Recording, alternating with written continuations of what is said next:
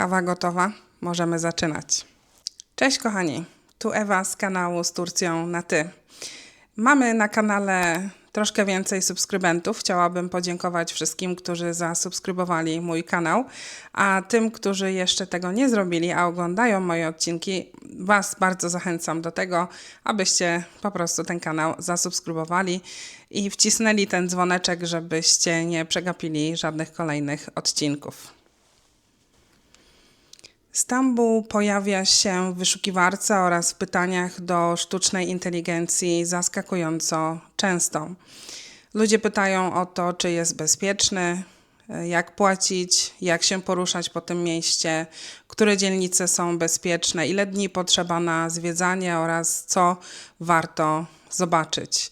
Ja dzisiaj zebrałam 10 najczęściej zadawanych pytań na temat Stambułu i postaram się na nie odpowiedzieć w sposób bardzo praktyczny, bez turystycznych sloganów. I mówię to nie jako osoba, która przyjechała tutaj raz na zwiedzanie, na wakacje, ale osoba, która mieszka w tym mieście, porusza się komunikacją miejską, płaci tutaj rachunki i wie mniej więcej, jakie błędy popełniają turyści. Więc jeśli planujesz przyjazd do Stambułu, bądź jeśli chciałabyś czy chciałbyś przyjechać tutaj kolejny raz i zrozumieć to miasto trochę lepiej, to zapraszam do oglądania tego odcinka. Jednym z absolutnie najczęściej zadawanych pytań jest to, czy Stambuł leży w Europie czy w Azji. Odpowiedź jest prosta. I w Europie, i w Azji. I nie jest to tylko ciekawostka historyczna, ale to fakt, który realnie wpływa na zwiedzanie oraz na życie w tym mieście. Europejska część Stambułu to ta, w której zobaczycie wszystkie najbardziej znane zabytki i miejsca turystyczne. Na przykład Hagia Sofia, Błękitny Meczet, Pałac Topkapı, Wielki Bazar, Wieża Galata, Most Galata, dzielnicę Eminonu, czy też na przykład Egipski Bazar. Europejska strona jest dużo droższa, bardziej turystyczna oraz intensywniej się ją zwiedza. Natomiast azjatycka strona jest bardziej lokalna, bardziej spokojna i też troszkę tańsza. Z praktycznych rad mogę Wam poradzić, abyście oczywiście zwiedzili wszystkie najważniejsze miejsca po stronie europejskiej, ale jeśli macie troszkę więcej czasu, chociaż jeden wieczór bądź też jeden dzień spędźcie na stronie azjatyckiej. Możecie to zrobić płynąc przez cieśninę Bosfor promem. Promy są traktowane jako normalny środek komunikacji miejskiej, czyli wystarczy Wam karta Istanbul Card. Przejazd chyba takim promem kosztuje około 52 czy tam 55 lira. Dużo tańsze niż rejsy po Bosforze. I z takiego promu możecie zobaczyć najpiękniejszy widok na Stambuł, ten taki pocztówkowy i taki, który znajduje się we wszystkich przewodnikach turystycznych. Natomiast właśnie dzięki temu, że jest to takie tanie i dosyć szybko można przepłynąć na przykład z Eminonu do Kadıköy, bo ten rejs trwa około 25-28, no powiedzmy 30 minut i w te 30 minut zobaczycie piękny widok z cieśniny Bosfor na Stambuł oraz przepłyniecie się na stronę azjatycką, no i, że tak powiem, odhaczycie sobie tą Azję, również będąc w Turcji. Drugim najczęściej zadawanym pytaniem jest to, ile dni potrzeba na zwiedzanie Stambułu. Stambuł to nie jest miasto na tak zwany city break, czyli od piątku do niedzieli. Jeśli przyjedziecie tylko tutaj na 3 dni, pewnie odhaczycie kilka najważniejszych zabytków typu Hagia Sofia czy Błękitny Meczet, ale na pewno wyjedziecie tutaj stąd bardziej z uczuciem zmęczenia niż zachwytu. Moim zdaniem takie absolutne minimum to jest 5 dni. Przez 5 dni zobaczycie kilka najważniejszych atrakcji turystycznych, ale wydaje mi się, że takim idealnym czasem to jest jednak 7 dni. Przez 7 dni zobaczycie najważniejsze miejsca. Będziecie też mieli czas na jakiś spacer lub zakupy bez planu. No i pozwolicie sobie na to, żeby to miasto się przed Wami otworzyło.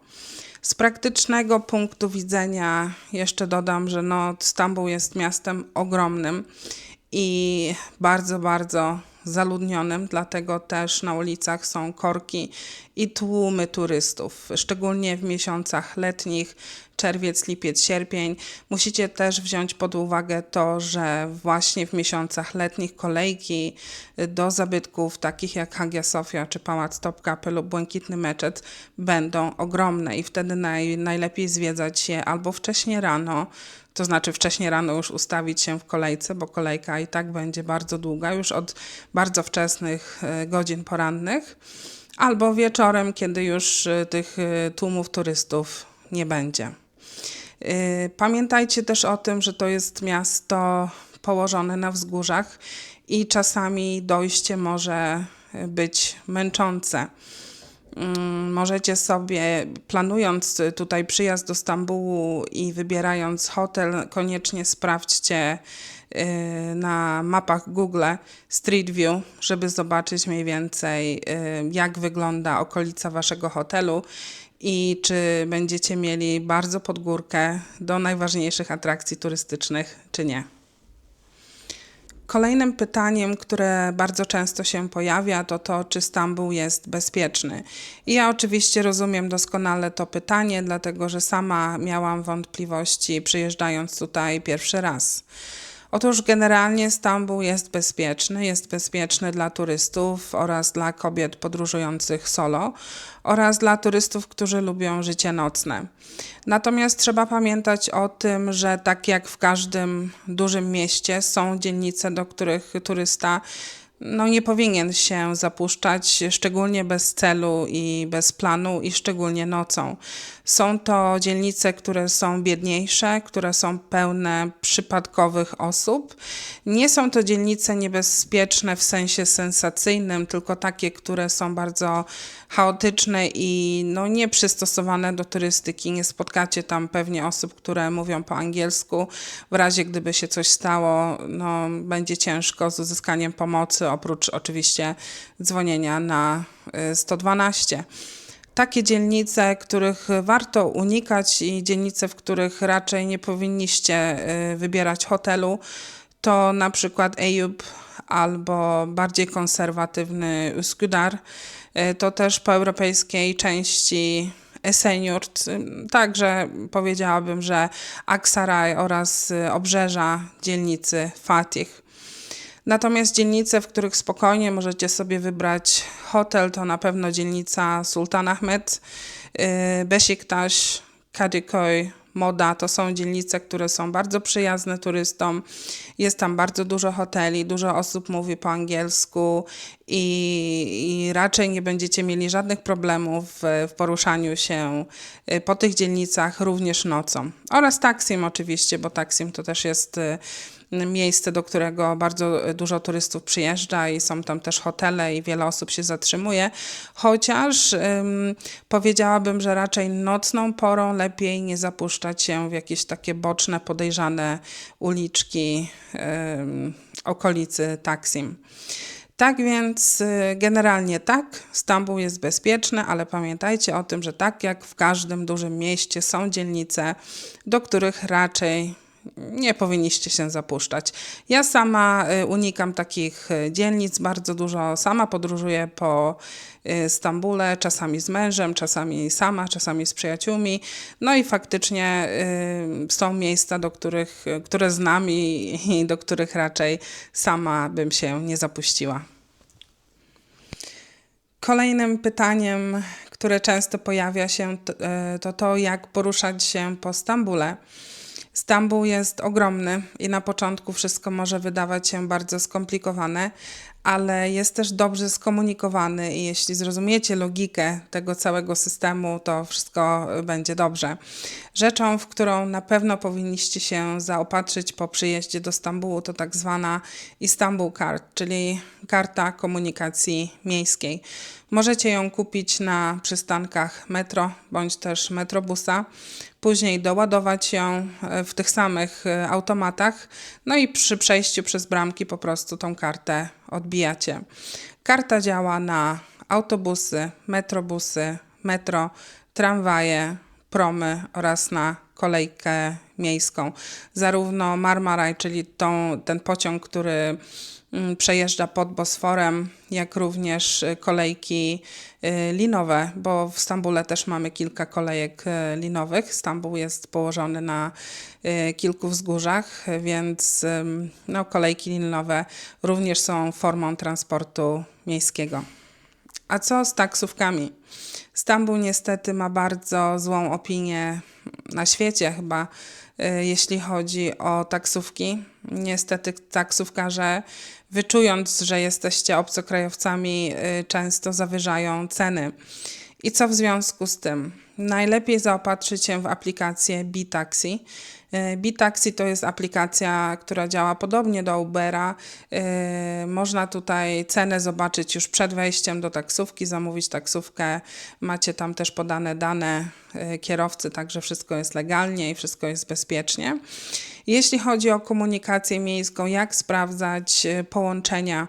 Najlepiej chyba wejść na stronę IETT, czyli to jest strona komunikacji miejskiej Stambułu i tam możecie sobie wybrać skąd i dokąd jedziecie i wszystkie najważniejsze połączenia Wam wyskoczą po prostu.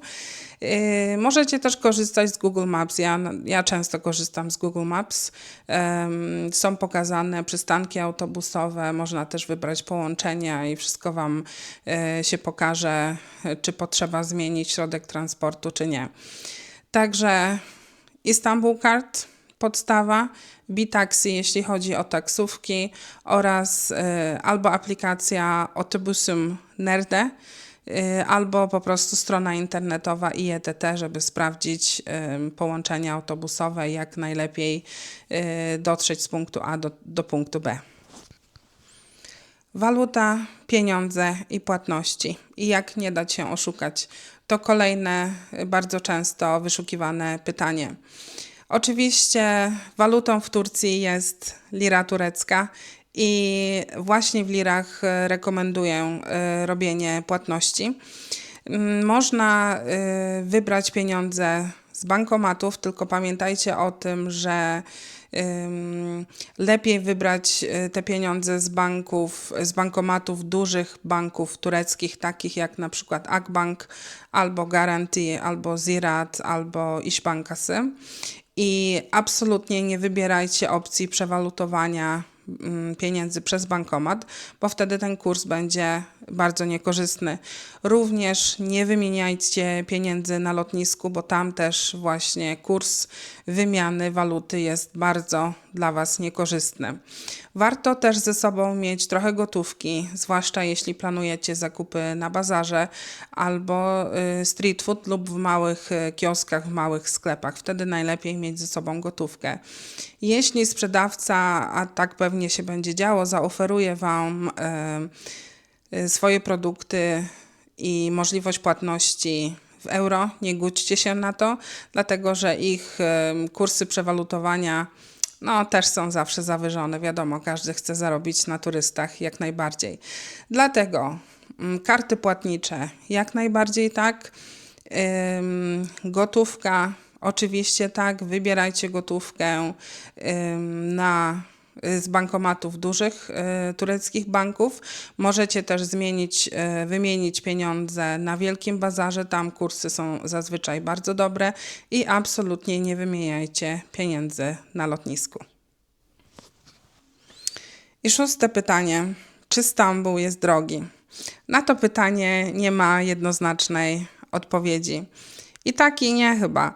Jeśli będziecie stołować się w restauracjach nastawionych na turystów, oczywiście będzie drogo. Jeśli przed restauracją będzie stał naganiacz, a menu będzie w 5 językach, to znaczy, że to jest restauracja typowo nastawiona na turystów i ceny będą bardzo wysokie. Raczej szukajcie miejsc, gdzie zobaczycie lokalnych mieszkańców i miejsc, w których menu będzie w języku tureckim. Wtedy na pewno będzie smacznie i będzie trochę taniej. Musicie też pamiętać o tym, że ceny wstępów do atrakcji turystycznych różnią się od cen dla lokalnych mieszkańców. Tak na przykład Zwiedzanie pałacu Topkapi dla turystów zagranicznych to jest 2400 lira, a dla lokalnych mieszkańców 400 lira. Z tego co pamiętam, Hagia Sofia to jest chyba 25 euro. Błękitny meczet jest darmowy. Wielki Bazar jest darmowy. Wieża Galata natomiast chyba kosztuje 30 euro. Także no, te ceny są dosyć wysokie, zwłaszcza dla turystów. Więc pamiętajcie o tym. Stambuł może być drogi, ale oczywiście najdroższy będzie bardzo blisko atrakcji turystycznych. Myślę, że dzielnica Sultan Ahmed będzie jedną z droższych, jeśli chodzi o restauracje.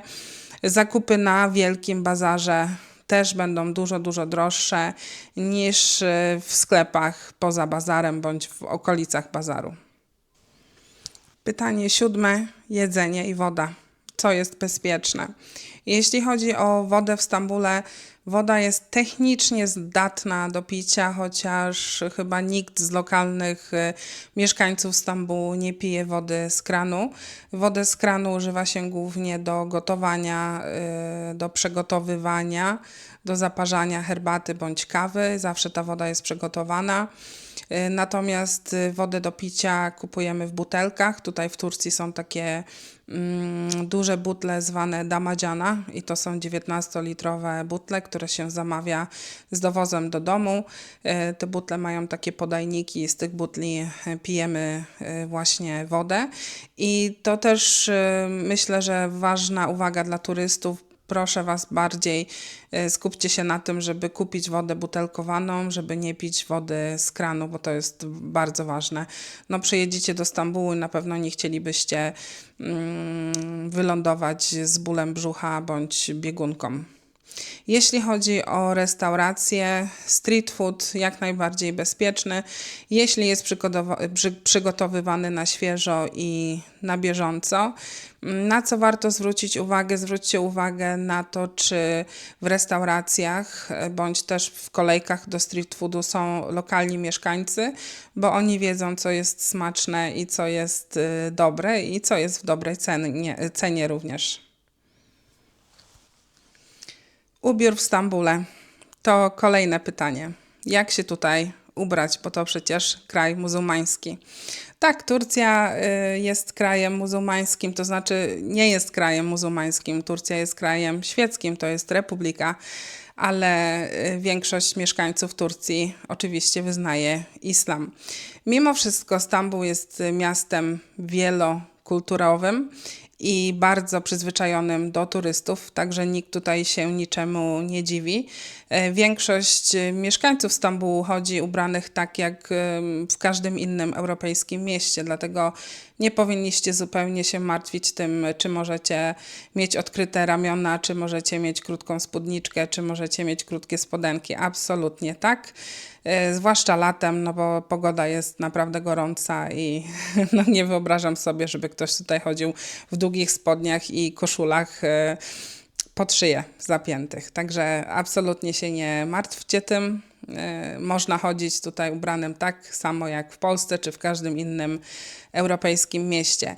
Jedyne, na co musicie zwrócić uwagę, to to, że przed wejściem do meczetu musicie mieć zakryte ramiona, kolana oraz kobiety muszą mieć chustę na głowie i to praktycznie wszystko. Są oczywiście dzielnice w Stambule mniej lub bardziej konserwatywne, dzielnice typu Üsküdar na przykład. W tych dzielnicach zobaczycie więcej kobiet z chustami na głowie, ale one oczywiście Wam się nie będą dziwiły, także spokojnie możecie ubierać się tak jak chcecie. Czy w Turcji można się targować? Tak, w Turcji można się targować, ale oczywiście nie wszędzie. Miejsca, w których targowanie jest wręcz oczekiwane, to są miejsca typu bazary. Na bazarach cena jest bardziej do negocjacji. Ja myślę, że na oczko i ładny uśmiech zawsze można coś tam utargować, natomiast nie taktem jest targowanie się w supermarketach bądź też na przykład w aptekach. Generalna zasada jest taka, jeśli na produkcie jest podana cena, jest też na nim metka, na tej metce jest Cena, no to oczywiście nie targujemy się. Jeśli pójdziemy na bazar, będą to obojętnie, czy będą to warzywa, czy pamiątki, czy ubrania. Na bazarze zawsze można spróbować się chociaż troszkę potargować. I ostatnie już pytanie, co zaskakuje turystów w Stambule? Przede wszystkim turystów w Stambule zaskakuje kontrast. Kontrast nowoczesności z tradycją. Obok dużych, wielkomiejskich biurowców znajdziecie stare, kilkusetletnie meczety. Obok bardzo bogatych budynków znajdziecie stare osmańskie budynki, starą osmańską zabudowę. Znajdziecie tutaj ludzi bardzo bogatych, samochody bardzo, bardzo bogate oraz te bardziej biedniejsze i ludzi żyjących bardziej skromnie. Zaskoczą Was również wszechobecne koty, bo Stambuł to jest miasto kotów, a koty tutaj są pełnoprawnymi mieszkańcami tego miasta. Jeśli nie byliście nigdy wcześniej w kraju, w którym głównym wyznaniem wiary jest islam, to na pewno zaskoczy Was śpiew muazinów, czyli nawoływania do modlitwy, które rozbrzmiewają z 4000 meczetów w Stambule. Są one słyszalne dosłownie wszędzie. Po jakimś czasie pewnie przyzwyczaicie się. Niejednogodnością może być to, jeśli wasz hotel akurat znajduje się bardzo blisko meczetu. Wtedy te nawoływania, zwłaszcza latem o 5 rano, mogą być trochę takie niewygodne dla Was i często Was budzić. Ja już tutaj po tylu latach mieszkania w Stambule nie słyszę praktycznie tych nawoływań, nie przeszkadzają mi one w ogóle, ale na początku tak, to jest takie zaskakujące, dlatego że u nas w Polsce raczej słyszy się dzwony bijące w kościele, a tutaj nawoływania z meczetów. Stambuł jest to miasto kontrastów, miasto, które leży po europejskiej i azjatyckiej części. Miasto niesamowicie bogate kulturowo, miasto, w którym znajdziecie budynki sprzed 2000 lat oraz budynki, które są super nowoczesne.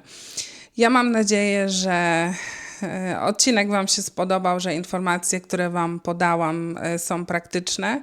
Dajcie znać, jeśli macie jakieś pytania, jeśli planujecie podróż do Stambułu, jeśli będę mogła w czymś Wam pomóc, czy też doradzić. Zapraszam do zadawania pytań. To tyle na dzisiaj. Dziękuję bardzo i jeszcze raz wszystkiego dobrego w nowym roku. Pozdrawiam. Pa, pa.